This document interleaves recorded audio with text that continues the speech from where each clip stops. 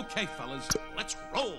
There's a lot that makes the Toy Story movies so awesome, but did you know all those toys have some serious rules to follow? Stay tuned to find out which set of rules keeps the toys a secret from the humans in Toy Story 4. Woody, I have a question. Well, actually not just one. I have all the questions. The coast is clear.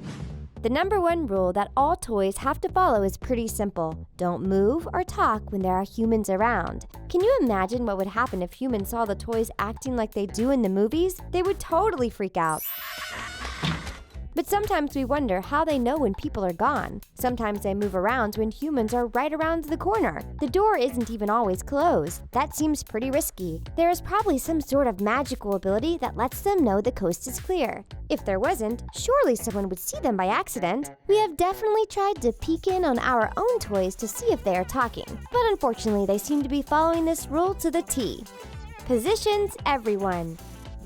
The other major rule that we see the toys following is even more difficult. They are supposed to be in the same place that the humans left them. Wow, we can't remember the position we slept in last night. Sergeant, repeat! Resume your positions now! Andy's coming, everybody! Back to your places, hurry! How do these toys remember exactly where their kid left them? They move around a lot. They even go on huge adventures, but somehow they remember exactly how they were laying. Maybe they write it down to remember. They never seem to forget. We wish we had that cool ability when our mom or dad loses the car in the parking lot. Don't hurt your kid. If it weren't for kids, toys wouldn't be toys. They would just be things. But kids are the ones who give toys a purpose. And while all kids are special, toys are most loyal to their own kid. It's important that they never hurt their kids' feelings. We can see this in the trailers for Toy Story 4. Forky was never meant to be a toy, but he is the most important thing to Bonnie. So it's up to all of Bonnie's toys to keep him safe. They can't let Bonnie get her feelings hurt, and losing Forky would totally do that. Animals can see them. So toys can't move when people are around. If their backs are turned, they can move just a little, but people are the only ones who can't know the truth about toys. Andy's dog is seen around the toys a lot in the movies, and that is totally okay. It might weird out animals to see toys walking and talking, but since animals can't talk, it's fine to move around them. It's a good thing too. The toys would have a way harder time on adventures if they couldn't move around pets. Hey, wait a second. Humans aren't the only ones with toys. Do you think dog and cat toys can talk too? Who's gonna miss me while I'm gone, huh? Who's gonna miss me? Who's gonna miss me? Together forever. This rule is pretty sad, and it was basically the whole plot of Toy Story 3. Toys are not allowed to leave their humans. Okay, so they can go away with the intention of coming back. That's why they are able to go after lost toys. But they can't decide not to belong to a kid. I have to go back. I'm still Andy's toy. They can only leave if the kid has forgotten them or abandoned them. That's why Lotso was a loner. And that's why Sarge takes the Green Army Men away in the third movie. They had already been abandoned. We are just glad the rest of the toys ended up living with Bonnie. Thanks, Andy. Act natural. Sometimes situations call for the first rule to be broken. The toys might need to distract a human. Here's how they get around this. If the person isn't watching too closely, they can act naturally. For example, Woody can say his recordings. The person might think that the string got pulled or that he is malfunctioning.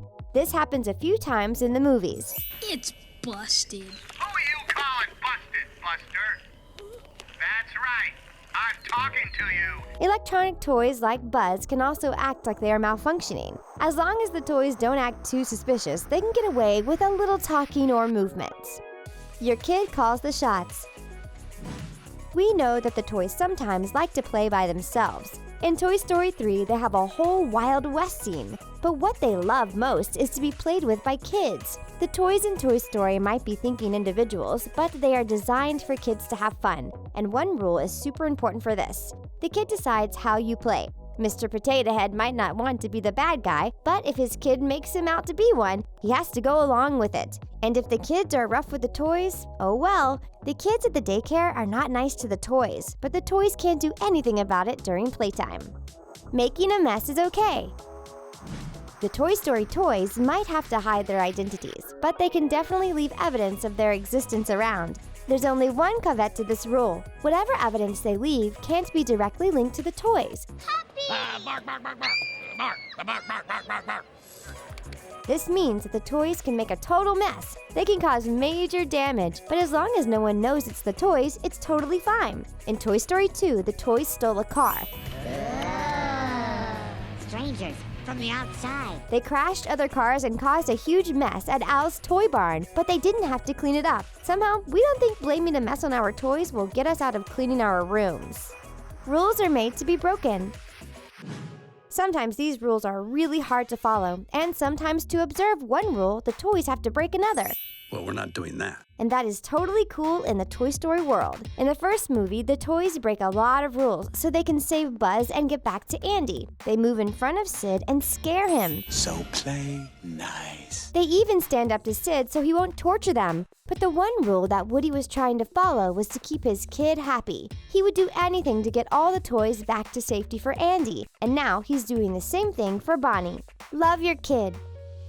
The most important rule that all toys follow is to love their kid. They were made to bring kids happiness and to help them. Even Lotso loved his kid before he was lost. But it looks like Woody is going to have to face this rule head-on in the new movie. He would do anything to bring Forky back to Bonnie, but then he is reunited with the love of his life, Bo Peep. And she shows him that being a lost toy can be pretty cool. Loving a kid isn't as easy as Woody remembers.